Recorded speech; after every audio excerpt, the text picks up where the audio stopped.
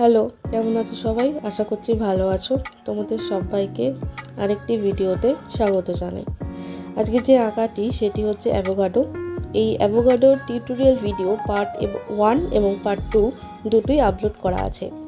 আজকে যে ভিডিওটা সেটা হচ্ছে এটি ফুল ভিডিও। কিছু কথা বা কিছু ইনফরমেশন দেওয়ার জন্য আজকে এই ফুল ভিডিওটা এনেছি। প্রথমত বলে রাখি, অ্যাভোকাডো ড্রয়িংয়ে যে কালার পেন্সিলটা ইউজ করেছি সেটা হচ্ছে ব্রুস্টো, এবং এই কালার পেন্সিলটি অনেক দিন ঘাঁটাঘাঁটি করার পর আমি কিনেছিলাম এবং আমার বেশ ভালো লেগেছে। তবে হ্যাঁ, অবশ্যই যখনই তোমরা এই কালার পেন্সিলটি ইউজ করবে, তোমরা মোটা কোনো কাগজে ইউজ করবে। পাতলা যদি কোনো কাগজে ইউজ করো তাহলে কিন্তু পেপারটা ছিঁড়ে যাওয়ার সম্ভাবনা খুব বেশি। প্রথমে আমি এখানে অ্যাভোকাডোর আউটলাইনটা করে নিয়েছি। তারপরে এখানে যে সমস্ত কালারগুলো ইউজ করেছি সেগুলো হচ্ছে কালো, সবুজের প্রায় মোটামুটি প্রত্যেকটা শেডই যেটা আছে। ও হ্যাঁ, আর একটা কথা বলে রাখি, এখানে যে কালারটা ইউজ করছি সেটা হচ্ছে ব্রুস্টো 24 সেটটা, ঠিক আছে? আচ্ছা, সবুজের প্রত্যেকটা সেটই তো বললাম ইউজ করছি। তার সাথে আছে হলুদের 3-4টে কালার।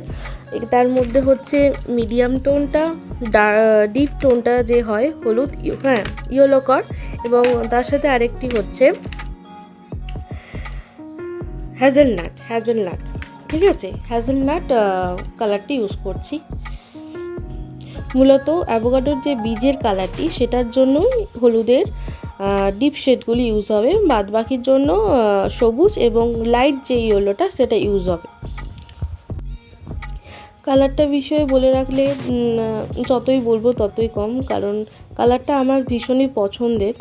এটার ওপর যদি তোমরা ভার্নিশ অ্যাপ্লাই করো, মানে যে কোনো স্প্রে ভার্নিশ, তাহলে কিন্তু কালারটার গ্লজিনেস বা যদি বলো যে কতদিন থাকে, মানে খুব ভালো থাকে। তোমরা যদি চাও যে কোনো ভালো spray varnish, Brustro spray varnish use করতে পারো, কারণ আমি নিজে ওটা ইউজ করি, ঠিক আছে? তাছাড়াও আমি এখানে বীজের মধ্যে যে রিয়েলিস্টিক লুকটা আনার জন্য যে পেনটা ইউজ করেছি সেটা হচ্ছে হোয়াইট রোল জেলি পেন।